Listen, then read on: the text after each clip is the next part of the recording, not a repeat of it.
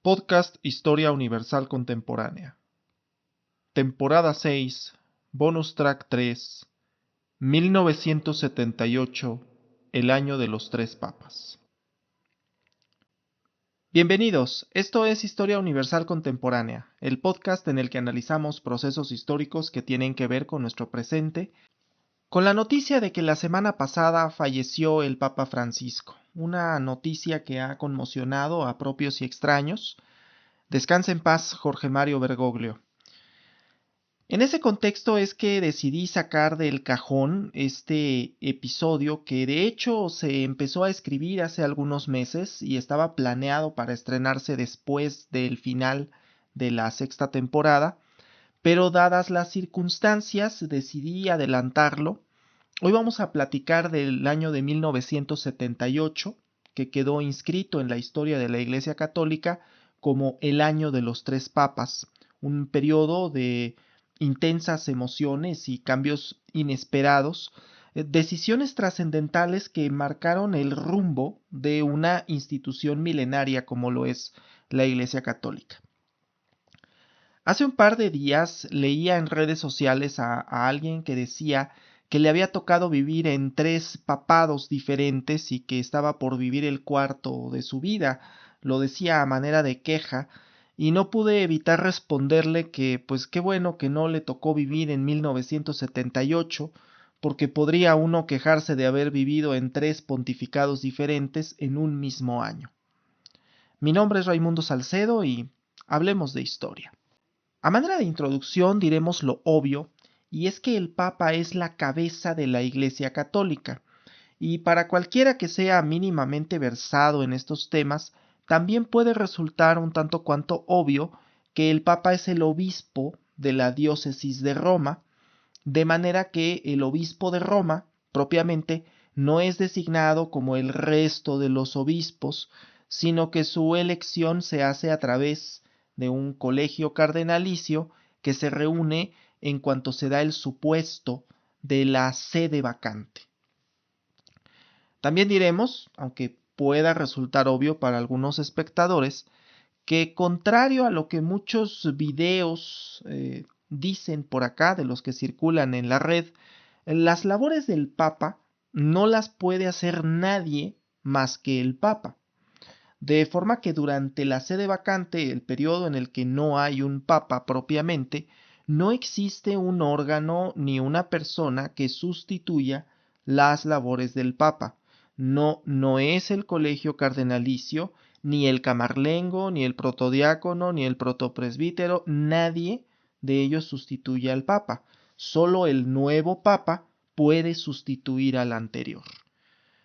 Nos sobra decir que, aunque hace algún tiempo estaba permitido que el Papa fuera electo por formas distintas a la forma actual, que se denomina per scrutinium, esto es, que hace tiempo se permitía la elección por aclamación, por compromiso o por adhesión, pero desde 1996 solo existe una forma de elegir al Papa, a través de la elección que haga el colegio cardenalicio por 2/3 partes de sus miembros presentes.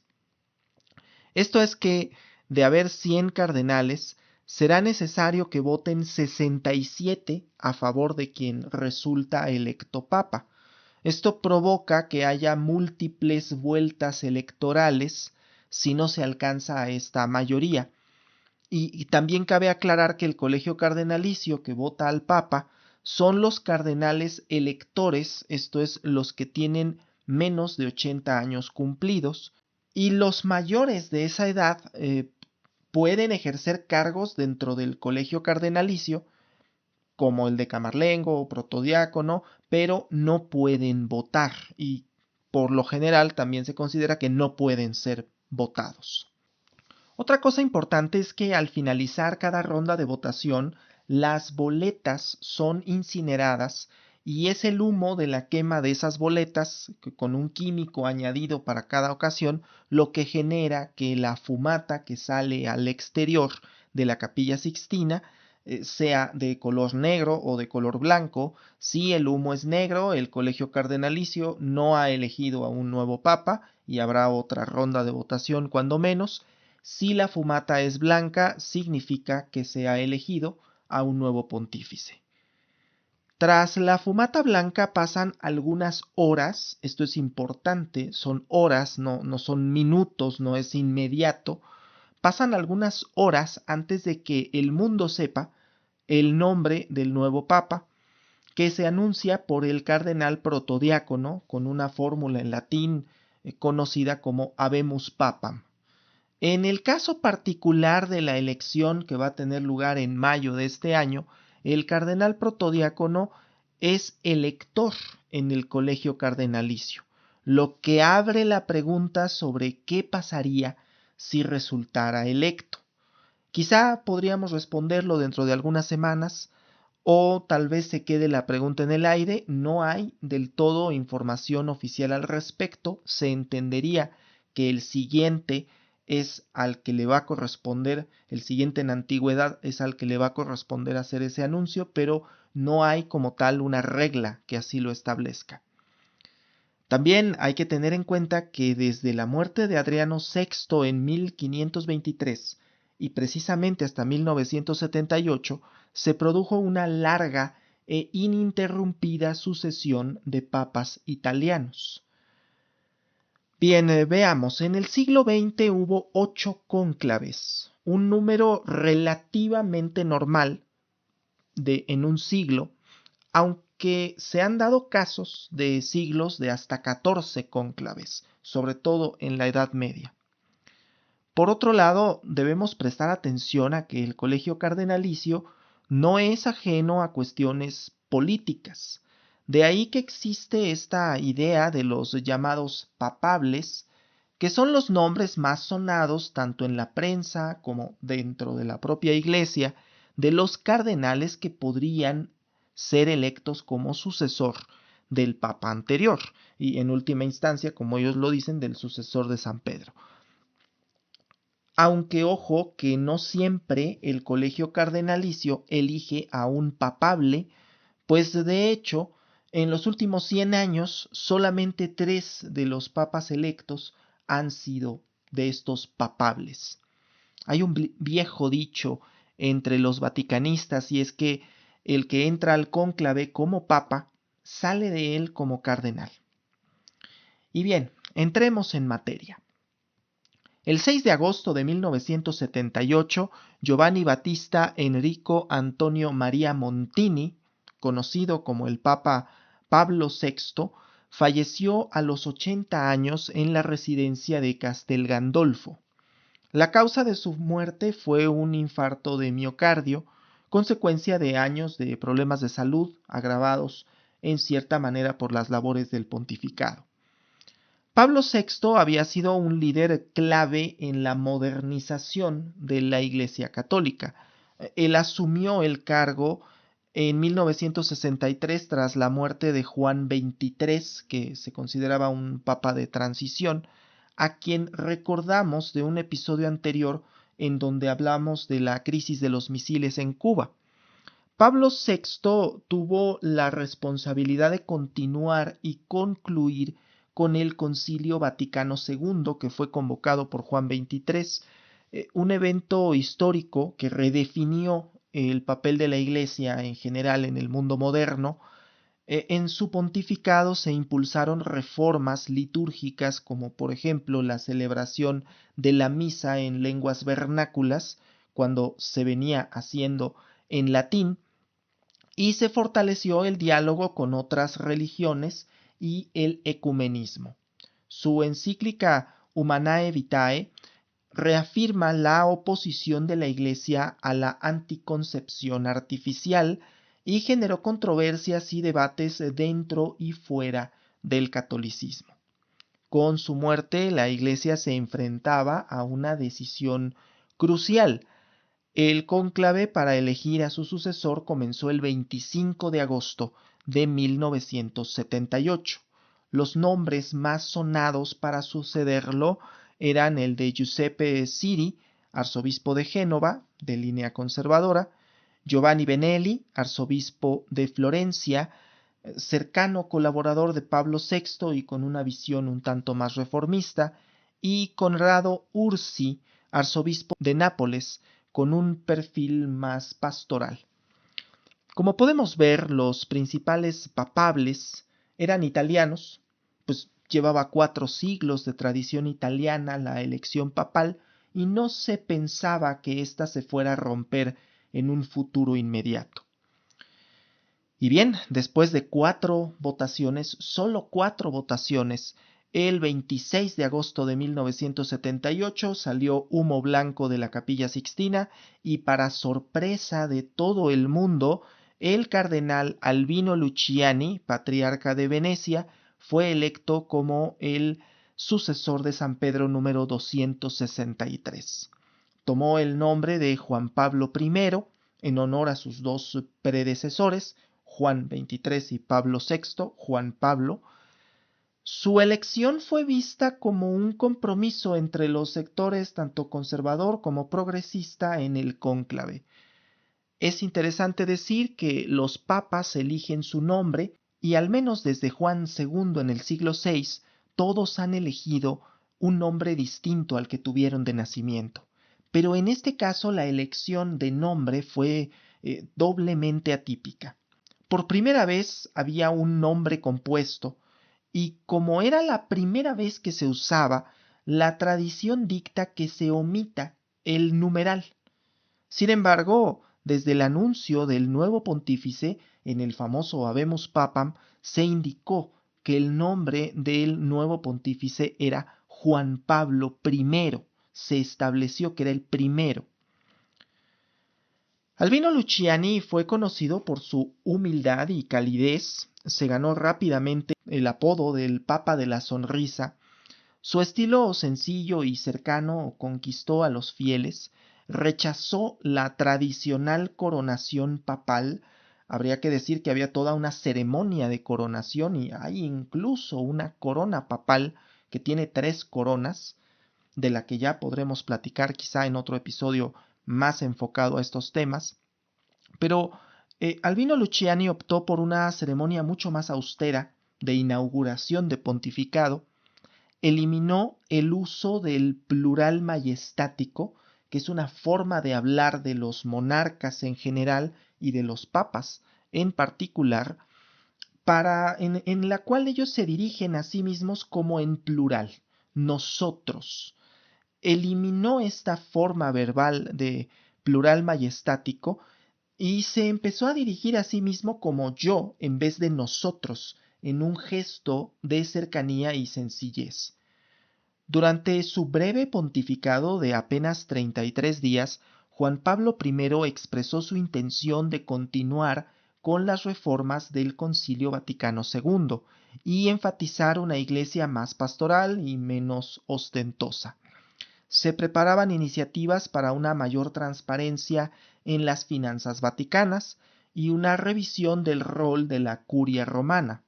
Sin embargo, su repentina muerte el 28 de septiembre de 1978 conmocionó al mundo. Según el informe oficial, fue encontrado sin vida en su habitación por una de las religiosas que lo asistían. La causa declarada fue un infarto agudo de miocardio, aunque la ausencia de necropsia ha generado numerosas especulaciones y teorías conspirativas sobre su fallecimiento. Algunos sugieren que su muerte estuvo vinculada a conflictos internos en el Vaticano, especialmente en torno al escándalo financiero del Banco Ambrosiano y del Instituto para las Obras de Religión, aunque nunca se han probado estas afirmaciones.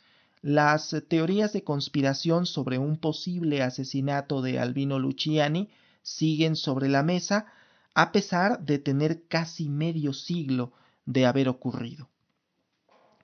En medio de la conmoción por la muerte de Juan Pablo I, el 14 de octubre de 1978 comenzó el segundo cónclave de aquel año. Se esperaba que la Iglesia eligiera rápidamente a un nuevo líder para restaurar la estabilidad.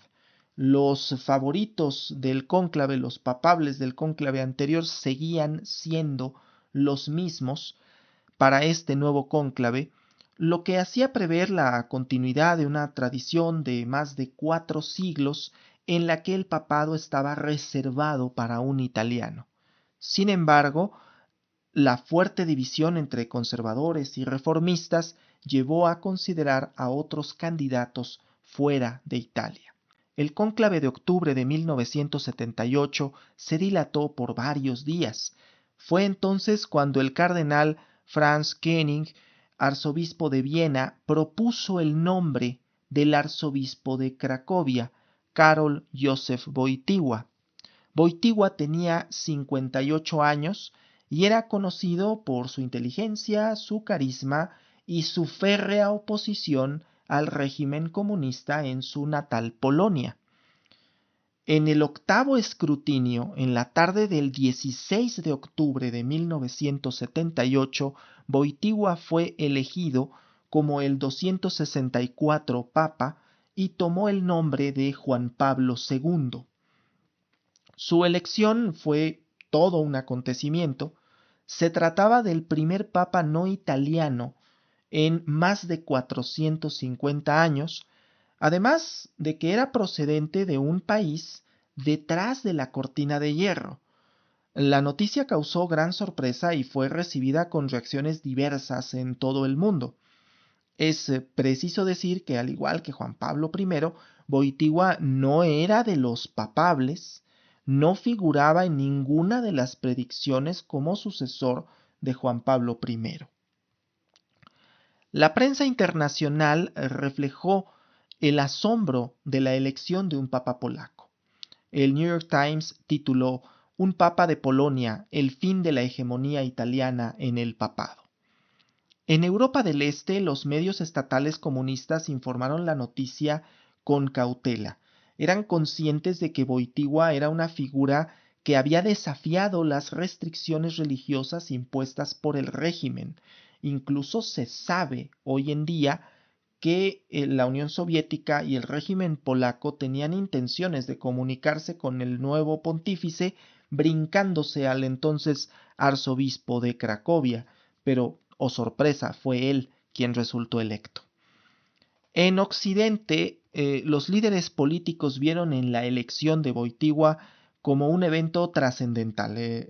El presidente de Estados Unidos, Jimmy Carter, felicitó al nuevo pontífice y destacó la esperanza que su liderazgo representaba para los creyentes en Europa Oriental.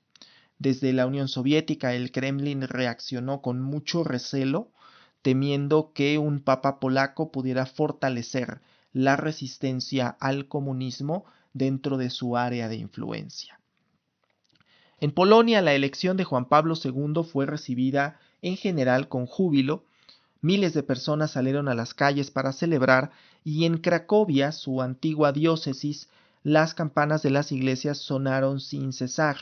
Vale la pena decir que el catolicismo en Polonia es bastante extenso, lo que de hecho resulta extraño en un país de corte comunista como lo era Polonia en aquel entonces.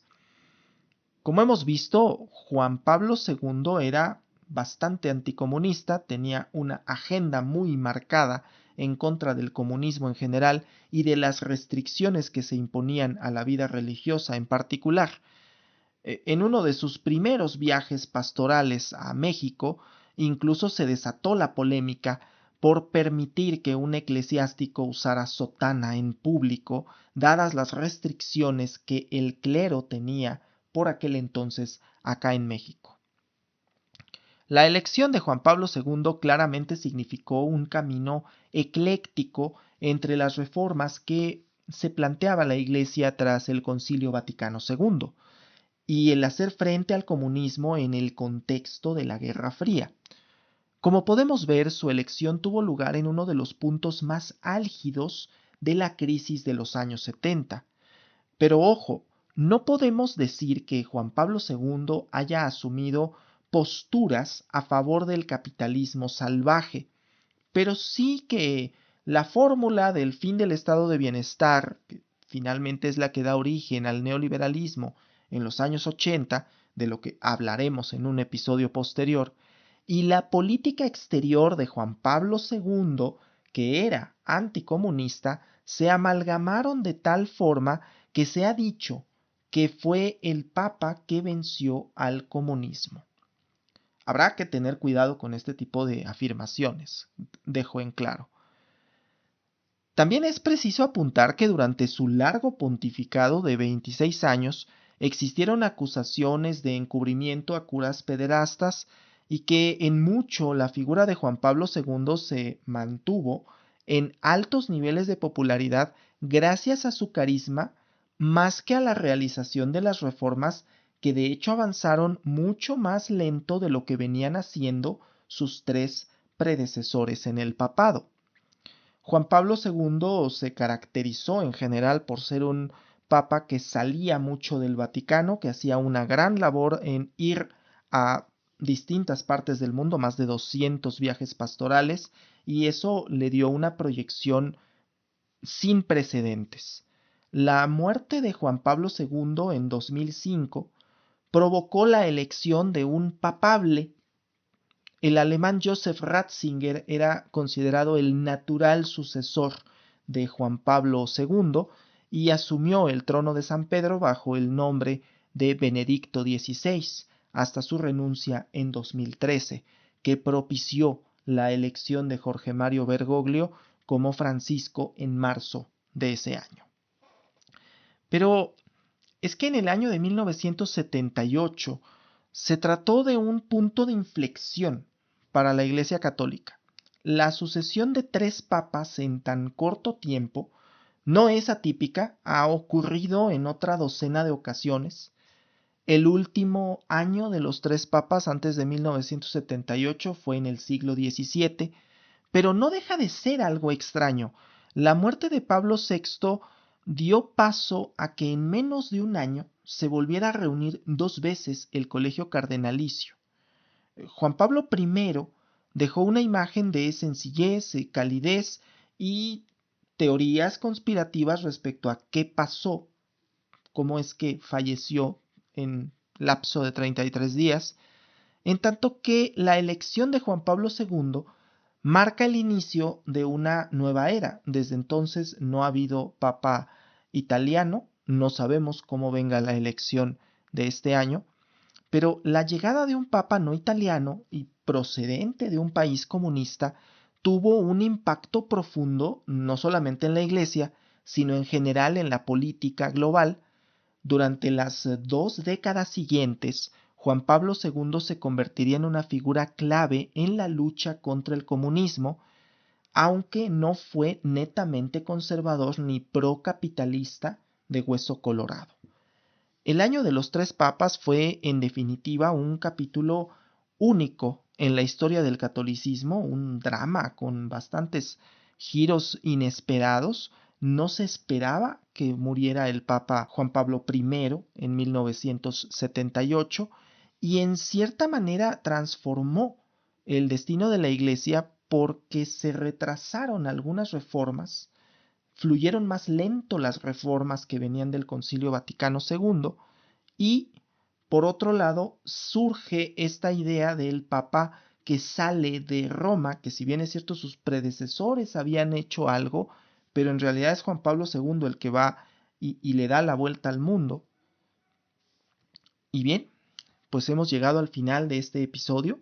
Quiero agradecerte por haber escuchado hasta el final. Te invito a suscribirte a mi canal de YouTube, así como a compartir el contenido si es de tu agrado. También a seguir mi página de Facebook que encuentras como Raimundo S. Flores, donde subo los anuncios de los episodios para que no te pierdas ninguno. Y no puedo cerrar este episodio sino con un comentario fuera de tónica. Y es que en abril del 2005, cuando falleció el Papa Juan Pablo II, estaba a días de estrenarse el episodio 3 de la Guerra de las Galaxias. Y sé que no tiene nada que ver una cosa con la otra, pero si tuviera una moneda por cada vez que el Papa se ha muerto, en un año en el que se estrena en el cine el episodio 3 de la Guerra de las Galaxias, tendría 2, lo que no es mucho, pero es raro que haya pasado 2 veces. No olvides seguir el podcast para que no te pierdas las actualizaciones y te recuerdo que la caja de comentarios que está aquí es tuya. Te invito a hacer uso de ella con respeto y con civilidad. Muchas gracias y hasta la próxima.